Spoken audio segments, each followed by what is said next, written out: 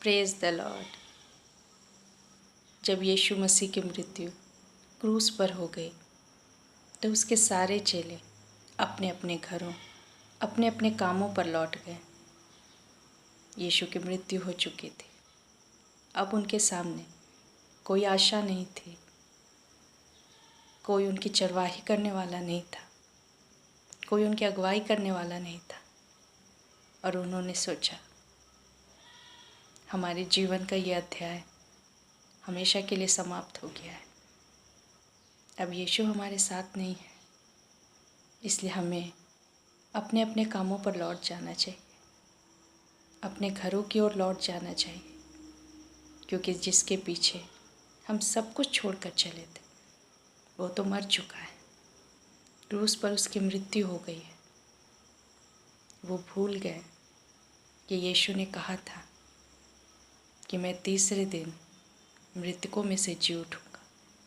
यीशु ने कई बार अपने पुनरुत्थान के विषय में, अपने फिर से जी उठने के विषय में कहा था, पर वो इतने निराश थे, वो इतने टूटे हुए थे कि उन्हें कुछ भी स्मरण नहीं रहा और वापस वो अपने कामों पर लौट गए और वही परिश्रम फिर से करने लगे जिस परिश्रम को वो पहले किया करते थे। लेकिन तब तक तीसरा दिन हो चुका था। यीशु जी उठा था, उसने पुनरुत्थान को प्राप्त कर लिया था और वो वापस फिर से अपने चेलों को ढूंढने निकल पड़ता है।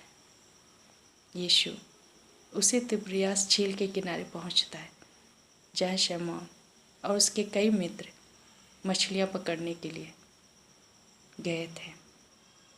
उन्होंने सारी रात मेहनत की पर एक भी मछली नहीं पकड़ी। यीशु किनारे पर आए जब सुबह हुई और उन्होंने उससे पूछा, क्या तुम्हारे पास कुछ मछलियाँ हैं? तब उन्होंने कहा, हमारे पास कुछ नहीं। तब यीशु ने कहा, अपनी जाल को नाव की दाहिनी ओर डालो। और उन्होंने वैसा ही किया और उन्हें इतनी मछलियाँ मिली कि उन जालों को उन्हें खींचकर नाव पर रखना मुश्किल हो गया। वो जान गए कि ये यीशु है, क्योंकि यही घटना एक बार पहले भी हो चुकी थी। जब यीशु अपने सेवकाई में आए थे, जब उन्होंने अपनी सेवकाई आरंभ की, तब वो अपने चेलों को इकट्ठा कर रहे थे। आज ही की तरह यीशु झील के किनारे उपदेश दे रहे थे और शमौन पतरस अपने जालों को साफ कर रहा था। यीशु ने उससे भी यही सवाल पूछा था उस दिन कि क्या तुम्हारे पास मछलियाँ हैं? और पतरस ने भी यही जवाब दिया था, हमारे पास कुछ नहीं। और यीशु ने बताया था कि इस ओर मछलियाँ डालो। और पतरस ने जब वैसा ही किया तो जाल मछलियों से भर गया था। पतरस जान गया ये प्रभु है। दूसरे चेले भी जान गए कि ये प्रभु है, क्योंकि ये पहले भी हो चुका था।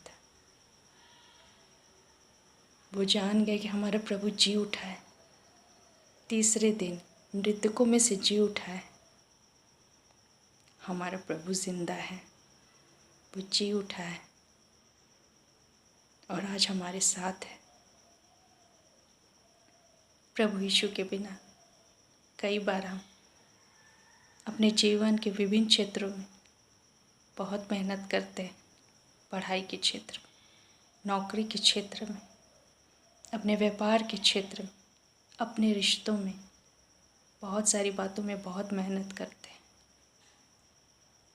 लेकिन प्रभु यीशु हमें बताता है कि मछलियाँ कहाँ हैं, हमारी सफलताएं कहाँ हैं, वो हमें बताता है।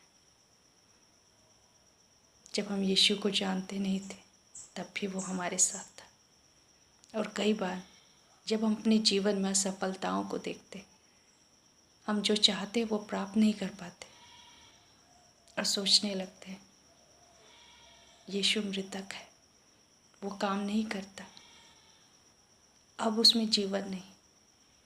लेकिन हमें याद रखना है, हमारा यीशु मृतक यीशु नहीं, लेकिन वो जीवित यीशु है। वो तीसरे दिन जी उठा था, वो पुनरुत्थान को प्राप्त कर चुका है, और आज भी जो वो हमारे जीवन में पहले कर चुका था वो फिर से करने में सामर्थ्य है। वो हमें बताता है किस ओर सफलता है, किस ओर हमें जाना है, कहाँ पर जाल डालना है, तो हमें मछलियाँ मिलेंगी, क्योंकि वो सृष्टि करता है। वो सृष्टि के बारे में सब कुछ जानता है, इस संसार के बारे में उसे सब पता है। यीशु के बिना यदि हम मेहनत करेंगे तो थक जाएंगे।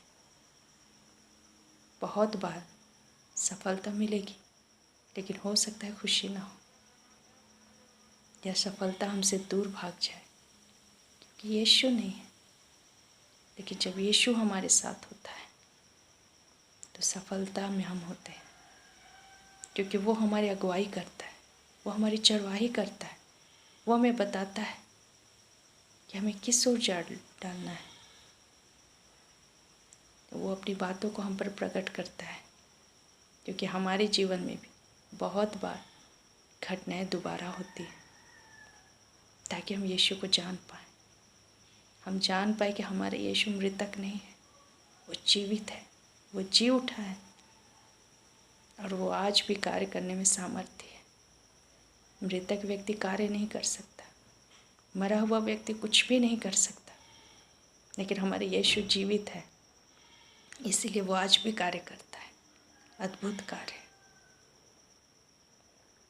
हम यीशु को छोड़कर कहीं भी चले जाएं, लेकिन यीशु ढूंढने आता है। यीशु अपने चेलों को ढूंढने पहुंचा और उन्हें फिर से प्राप्त किया। यीशु आज हमें भी ढूंढने आया है, और उसने अपने चेलों को जैसे प्राप्त किया वो हमें भी प्राप्त करना चाहता है, ताकि हम सफलता में चलें, ताकि हम विजय में चलें, और परमेश्वर के अनुग्रह से हम सब कुछ प्राप्त करें जो परमेश्वर की इच्छा है। परमेश्वर इन वचनों के द्वारा आप सबों को आशीष दे। धन्यवाद।